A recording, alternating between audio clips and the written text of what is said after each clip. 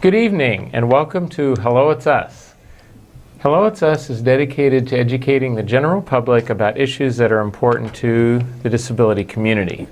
And we operate with the premise that those of you who watch this will soon realize that those same issues are important to the general public because people with disabilities obviously are a part of the general public. Hello It's Us is brought to you through a collaboration between the University of Iowa Center for Disabilities and Development, our good friends at Uptown Bill's Coffee Shop, and the good people here at Public Access Television. My name is Mike Hoenig. I serve as a co-host and I work at the University of Iowa Center for Disabilities and Development. Keith? I'm Keith Ruff, the other co-host. I used to work at Access to Independence. I'm retired now and writing a book. Excellent. When are you going to get that done, by the way? Got to have a show. Very soon. Good. All right. Well, we are really excited to welcome back our guests for part 2 of our show called Power of Employment. We're all excited about jobs here. We have a full studio here, and I'll just briefly let you know who's here, and then we'll have them introduce themselves. So to my right here, we have Edward Esbeck, who works at Hy-Vee and is a volunteer for Habitat for Humanity and is going to get involved in some other activities, which I think he's going to tell you about. We have Tom Townsend, who's the owner-manager at Mobile One Lube Express. Next to him is Matt Casper, who works at Mobile One Lube Express and just getting started and doing a great job. And then up above there we have John Horde, who is the owner and chief baker at Horde's Bakery in Riverside. We have Seth Warby, who is working at Horde's Bakery as a pita baker and a whole bunch of other things that he'll tell us a little bit more about. And then we have our good friend and colleague Judy Worth, who is an employment services specialist with Career Connections. So we're going to go now back and just ask each of you to introduce yourselves because we are part 2 here. We want to make sure everybody knows who you are. So actually, let's start in reverse order, I guess, and we'll start then with Judy. You want to lead us off, tell us a little bit about your job and what you like to do, what brings you here. I'm Judy Worth, and I work at the Center for Disabilities and Development on a project called Career Connections, working with youth with disabilities to help them learn about and get jobs. I also am working in partnership with the Iowa City Community School District to help facilitate work experiences for kids as they're leaving high school and while they're still in high school to get some basic experience, do some career exploration, and be able to kind of get jump-started into the world of work. And you're doing a great job of it, obviously. Seth, you want to tell us a little bit about who you are and your job? I'm Seth Roby. I bake pizzas, I clean, I wash hands, clean the tables, floors, Sometimes somebody would call that a jack of all trades, right? You do a little bit of everything. Yes. I think you're called I heard you're called the clubhouse manager Yes. at work. I like that a lot. John? I'm Jonathan Horde. I'm the owner of Horde's Bakery. My spare time, I love to play with my kids. And well, you wanted to ask about my job, didn't you? That's okay. All right. So, owner of Horde's Bakery, and we've been doing this for like 10 years now.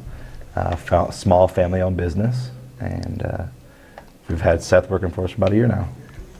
Excellent. And Matt, you want to tell us a little bit about yourself and your job? My name is Matt Casper, and I work at Mobile One Lube Express. I'm in a tech, like in general tech, and I usually stay up late sometimes at night and play video games and work for about a couple days per week. Excellent. You're a busy guy too, sounds like. And I know Tom's busy. What keeps you going? Work. I own the Mobile One Lube Express here in Iowa City. And yeah, we stay busy 6 days a week. So that's pretty much what I do. I also work out a lot too. But, You work out a lot? no. Work out with your dogs. Right, yeah. I have a couple dogs at home, and that keeps me busy in the off time. All right. And Edward, what you tell us about you? I'm Edward, and I'm employed at Harvey, and I work in the marketplace, and I also volunteer for Habitat community, and I also like to do sports, so that keeps me busy all year long. Yeah, we could just throw them off and have a sports discussion in the second half of the show here, couldn't we? Yeah. Judy, prior to our conversation at the last show, do you really think the advances in technology will make it easier for employment with certain types of disabilities? We've Really? come a long way. Yeah, that's a really great question, Keith. I think that assistive technology has helped many people with physical issues enter the workforce, and some of those are things that we see on television, that we hear about. Yes. Some of the things that I think may be coming down the pike, which will be really kind of interesting, are some of it will be using technology to help play some of the roles that people like myself and job coaches play to help people who are learning jobs more easily learn jobs without having a coach sitting right next to them. And I think that's going to be stuff we'll be looking at in the future. But I think through much of the rehabilitation technology that's out there, we've opened up a lot of doors for people to be able to do jobs that previously people thought they might not be able to do. Okay. That's a really important thing, and I think one of the things we haven't mentioned yet is that there are many ways for this awareness. I mean, we're certainly trying to create awareness through these interviews, but we also really getting the word out through programs and initiatives like National Disability Employment Awareness Month, where people are really getting the idea of that. Gosh, I guess people with disabilities can go to work. So I wanted to ask. We've heard about each of your jobs. I wanted to ask our young workers what some of the things that they've learned, or what some of the things that you're learning, and it might be about your, the actual work that you do, or if there are other things that you're learning just by being on the job site. And I've got some things that we maybe both have some things that we can share about that. But let's see, we haven't started with Matt for a little while. So Matt, can you think of anything that some of the things that you're learning at your work? I learned that you can have fun during work, and while you can do like what you want during a break, or when there's a car coming, you have to like make sure that the guys know that the car is coming in, so they can get on the job and that they can work on it. And they ask the person that if they've been here before or not, and they just like go through the basics of on what kind of oil they want to use, or what oil they don't want to use, or they just like check up on the computer and they read the license plates in the car. Man, it sounds like you've got that job down Yeah.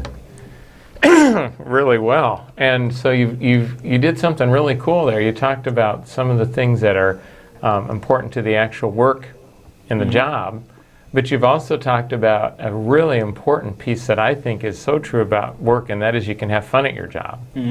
Because sometimes people think that you go to work and you just do your work and then you go home. But I know that, I've actually cut down on my hours recently, and for the most part that's been a good thing. But one of the things that I don't like about it is that I don't get to see my coworkers as much. And it really is fun to be able to get to know people, and do you have some things that you do? Do you have outings, or do you have get-togethers sometimes after work, or is it just pretty much your fun happen during the time that you're there? Sometimes during work while we're there is pretty much Okay. we just like have fun there. How about you, Edward? What are some of the things that you're learning from your work? They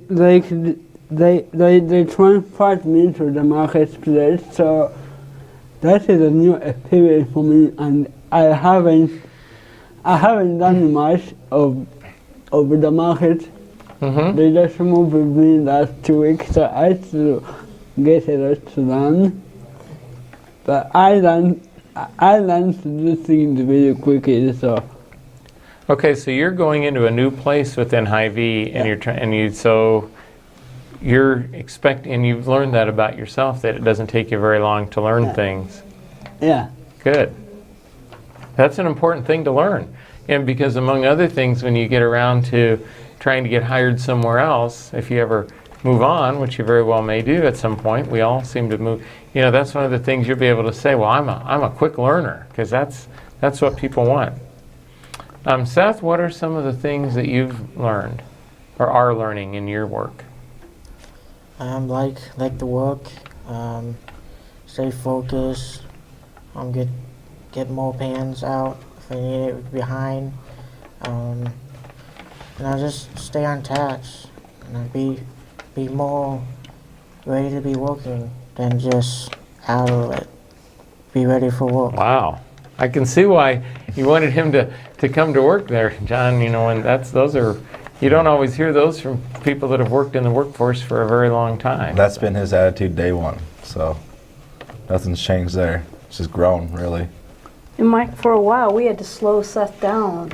Really? Oh, Nelly, Yeah. no. No, really? He's ready to He's just just do the so whole thing. anxious. There, he leaves at 12, and there's times where he's like, I'm not leaving. He just doesn't want to leave, and I know he's got to, but we really appreciate his effort that he gives. every Man, day. that's dedication. I mean, that's the same with me. When I get onto something that I know that I'm good at, it's so hard to move on. It's time to It's go. time to move on. It's so hard to move on, but you can move into another section, of which sometimes it's so hard because you've already mastered the other part of a job, so you've been working on. So you like to be able to go from one part of the job to the other? Yeah, but it's so hard to leave the other part of a job Right. you've been working on, so it's very hard that way. Yeah. Well, you have to obviously get one thing done and then move on to another, right? Yeah. I mean, it's just so hard, like they moved me from one place to another. That is a new section now I am working in, but behind the dust, it was hard for me to transfer to a new place because I haven't figured out what to do yet. So it's hard to figure out what to do in that place right now. I didn't get the last part of that. So you've moved on from and you said something about behind the desk. Is that what you said? Yeah, they moved me into the marketplace, and it's so hard for me to catch up with it, with the stuff they do. But I'm doing a good job so far. I don't have any problem with that. Mm-hmm. Yeah. So you're doing a good job so far, and there's probably more to learn. Yeah. Yeah. Here's a question for anyone of the intern. How are your relations with your co-workers? Do you find that you're accepted or excluded? Say that again? Chair workers, how do you take it? How are you doing with your coworkers? How do you feel like you're part of the group? Yeah, Yeah. I always feel part of the group. Yeah, every day. I'm in the choir group. We all like each other and have fun. We all like Always gonna to. have fun. That's good. I mean, you also talking for lots of people over the time, so that is good in a way that you are communicating with the people around you, so that makes it easy. is what to do the job. So you're Well, communicating with other people, Yeah, right? and that is giving you a good appearance. Oh, absolutely. That I think for me, that's, when I had my first job, that was as much as important. And I still remember the first time when I had a supervisor and they didn't quite know what to do with me, and then after a few days, she said, well, come on out, they were having a break. And so I sat out there with the rest of the people, and somebody struck up a conversation with me. I thought, wow, they'll talk to me too. I don't know why. I just thought that maybe that, I was real self-conscious about, having a disability. And so it was pretty cool. And, we started, and then it turned out, like you said, Edward, you have to talk to other people to get the job done. Pretty much in any job that you have. And I think the more disabled individuals communicate to others, there'll be a greater understanding of disability altogether. Oh, absolutely. Yeah. Let's see if the employers want to jump in here in terms of any kinds of accommodations that you provide, or that maybe, and Judy, if you want to jump in here too with the career connections of the school district, because I'm still a little fuzzy on who does what. But I know that, John, I guess you mentioned something about, gosh, you wouldn't know it if somebody walked in, you wouldn't know that Seth even has a job coach. So I'm guessing that for you, that job coaching is one of the accommodations, the supports that you put in place to help Seth with having that good experience. Yeah, and that's about it. And really, Seth is there to keep the job coach in line. That's how we see there it. you go. So he's always telling, no, you got to be like this and this. I mean, he's on top. But as far as anything else, no, it's the same no matter who you are, whatever it is. I mean, like I said, you wouldn't know. Cool. And that's how we want it. Absolutely. Tom, and it sounds like you've had a little bit longer history. Have you had to provide some supports over the years, or is that something that Judy builds in, or? Judy builds in, especially as far as accommodations, the job coaches being there would be pretty much all I can think of.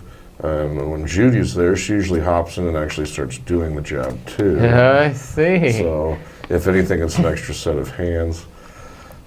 Some of our guys, a little more training than others, and that's always been fine. It's nothing out of the ordinary that's taking away from the other guys or anything like that.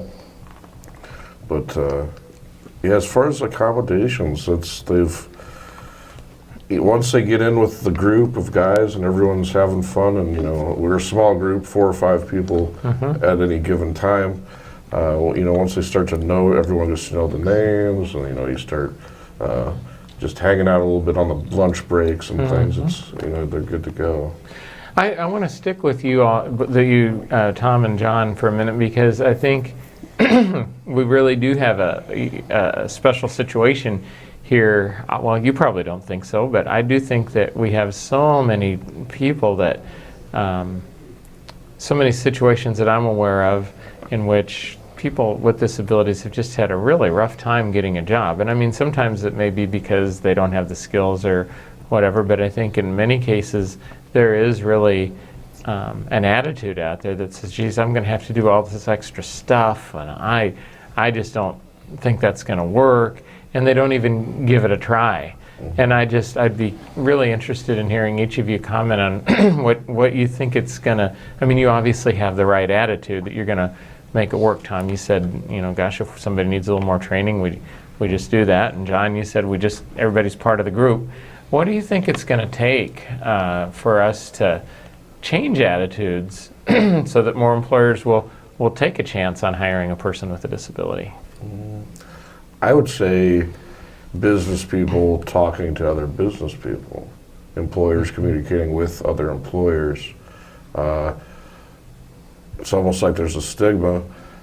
If you try the programs out and work with some of these guys, it could be some of the best employees you're ever going to have. So it's just getting your feet wet, trying, whether it's job shadows or just a regular hire. But I think communication between employers, if they talked more ask questions. If another employer came to me and wanted to know about it, I could talk to them all day. Oh, that's great. John, anything to add to that? I mean, I'm pretty much the same way. You know, if somebody wants to talk about it, well, yeah, I'll show you the benefits of it. I think that, you know, it really depends on the person's attitude to begin with, if they're willing to take a chance. Just on anybody. I mean, you're willing to take a chance, not judge somebody from what they were or what, just your attitude. So that's what I look for. You know, Mike, what both Jonathan and Tom say embody a couple of critical things. One, that any time a business hires any worker, whether they have a disability or not, it has to make good business sense. And that is where agencies like Goodwill and Employment Systems and the ARC and vocational rehabilitation and what we're doing at CDD can really help, because sometimes I think the difficulty is for employers to see how this works, and that is the role of a good employment support agency to help say, let me help you make this work, because both these guys provide a lot of accommodations for all their workers. They just don't know it yet. You know, they're simple little production things that make it easier for some of the young people I support and other workers with and without disabilities to do their jobs. But I mean, and I think that one of the interesting things is that we have two small businesses here, and the wonderful thing about small businesses is they represent our community, and they You really bet. do have almost more openness to hiring individuals with differing needs and differing skills, because they realize this is their workforce. You bet. And one of the things, I guess two things. One of the things that I remember early in my career, a friend of mine who worked for the DD Council, actually her father owned a small business up in Northwest Iowa. And she wanted to give her father had hired somebody with a disability and employed him for over 30 years. And Julie wanted to thought it would be neat for her dad to be, nominated to get some sort of an employment award. And he said, why? You know, he's a good worker, and I want to hire him. And I think and I wanted to keep him employed. But I also wanted to say, I forget, Tom or John, it doesn't matter, but one of you mentioned something about that you had an experience with someone else and it hadn't quite worked out. And, you know, I think that's the other thing that I think you both deserve credit for, is that realizing that, you know, just as with a person without a disability, sometimes the person with a disability just isn't quite the right fit for the job. And I think so many times people get into this mindset, well, gosh, I tried to hire a person with a disability once and it didn't work out, so I'm not going to be very open to hiring them again. So whichever of you said that, I think that's really great that you didn't make that generalization and say, okay, that's not going to work. And it's an important. This question is for John and Tom. Since you've been working with Judy, has the overall approach toward the interns changed?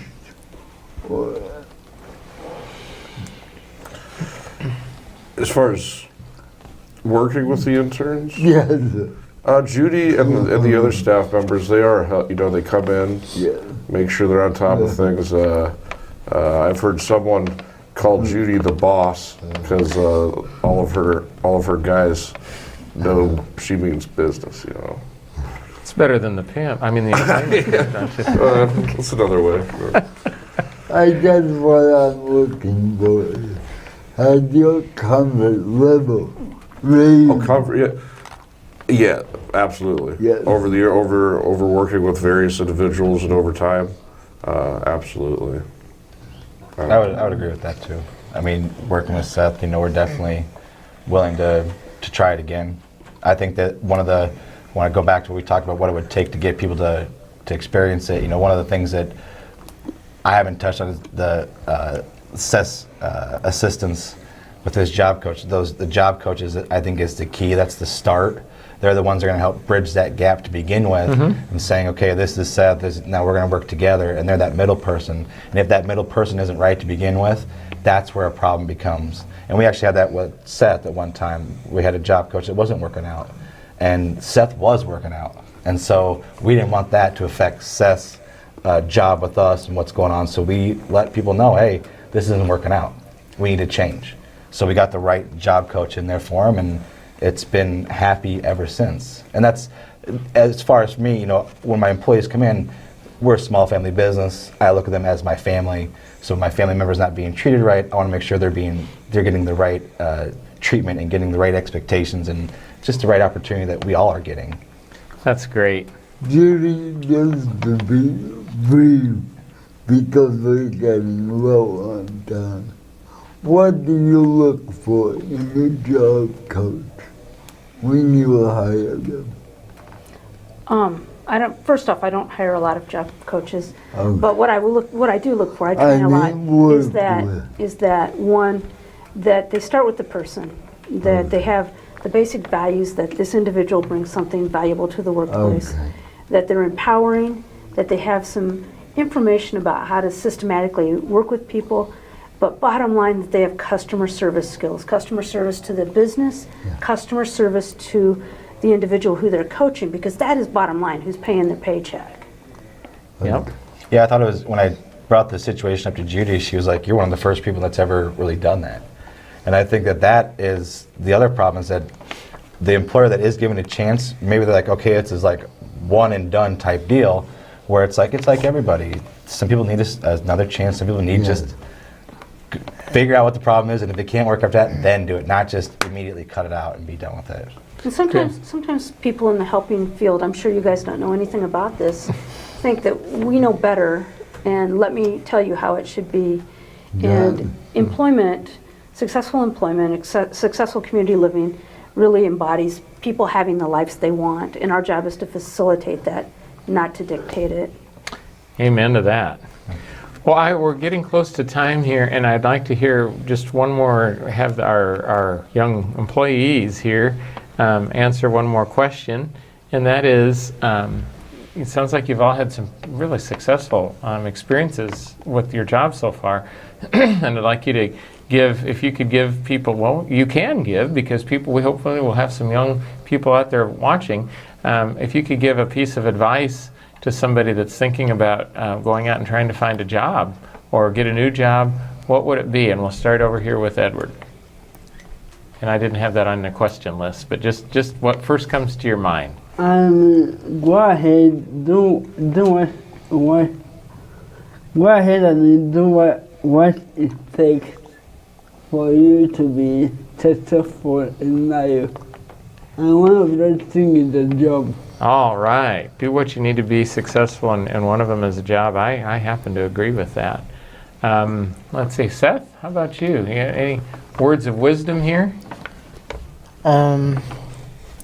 Have fun with it Have fun with it. and enjoy each moment you have, Oh, because you never know what could happen next. That's a Just great piece. That's a great piece of advice. Enjoy the moment. Yes. So many of us get caught up in what's going to happen 10 days from now or whatever, and have fun with each day. That's great. And how about Matt? Always have a good attitude too, as well towards the work. Not like disband it or just like keep going with it too. Just like follow the patterns of what the other people are doing. Have a good attitude and just go with it. Yeah, and just like follow the patterns of what other guys are doing. Not like just get out of the patterns, do your own. So kind of learn, especially when you're new. It's your job, right? So you're really kind of paying attention to what other people are doing and following their lead. And hopefully, it sounds like Tom's a great employer. So I'm guessing he's hired people that are, that they're there and that you can really, take the lead from. So, well, I really want to thank Matt and Seth and Edward, and also then I'd like to thank Tom and Jonathan. You all have been great guests. We really appreciate your time here with us tonight. It's an hour is it's a big chunk out of your day. And Judy, thank you for not only for your hour, but for the many hours that you spend helping put this together with Keith and me. So thanks to all of you, and thank you to our audience for watching, and just really we look forward to doing a repeat show in another year or so and hearing about all your progress. Have a good week out there. Bye now.